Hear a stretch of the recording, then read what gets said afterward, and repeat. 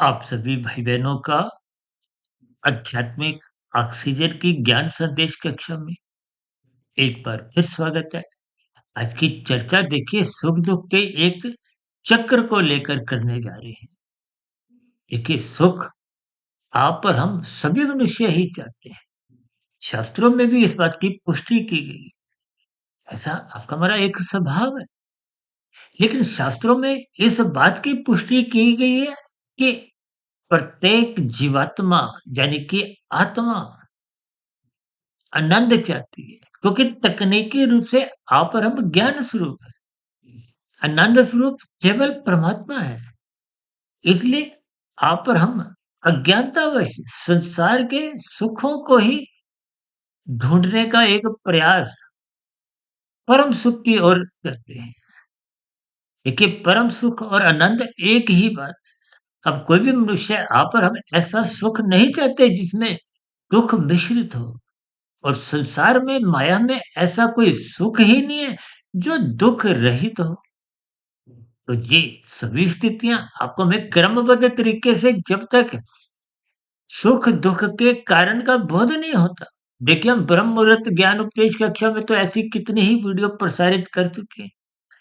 लेकिन इस आध्यात्मिक ऑक्सीजन रूपी जो एक ज्ञान संदेश होते हैं इसमें कुछ संक्षेप में हम कुछ एक लघु एक ज्ञान संदेश के रूप में ही बात रखते हैं। देखिए जब जब आप सुख चाहते हो, सुख मिलता है, उसको आप भोगते हो।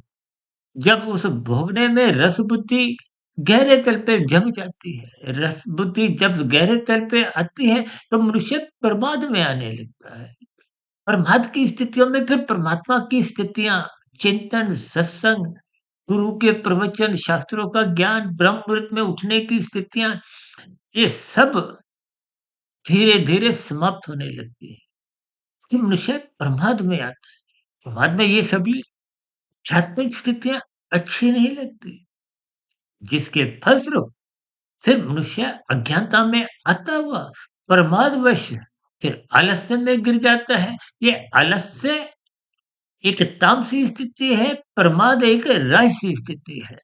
दोनों ही स्थितियों में उसका सत्वगुण कमज़ोर होता है, जिसके फलस्वरूप वो अज्ञानता में जीवन जीता हुआ कानून का भी उल्लंघन करता है, शास्त्र विरुद्ध भी कितने पाप कर्म कर जाता है मनुष्य को सत्संग के अभाव में बोध नहीं रहता। और जब पाप कर्म करता है तो उनका दुख रूपी परिणाम आते हैं, फिर वो परमात्मा को याद करता है। देखिए ये सुख दुख का जो एक सिलसिला है, इसको मैंने बहुत ही संक्षेप में आपके समक्ष रखा है। इन सभी स्थितियों के पीछे के अर्थ और भावार्थ आप चिंतन करें। कल फिर मिलते हैं इन्हीं नए शब्दों के साथ, नए वाक्यों के साथ। तब तक सुधीर भाटिया फकीर को इजाज़त दें। वीडियो संबंधित आपके मन में कोई प्रश्न हो, सुझाव हो, शिकायत हो, इन सभी स्थितियों का नीचे कमेंट्स बॉक्स पर सदा ही स्वागत है। चर्चा विषय को ध्यानपूर्वक सुनने के लिए आप सभी भाई-बहनों का बहुत-बहुत धन्यवाद।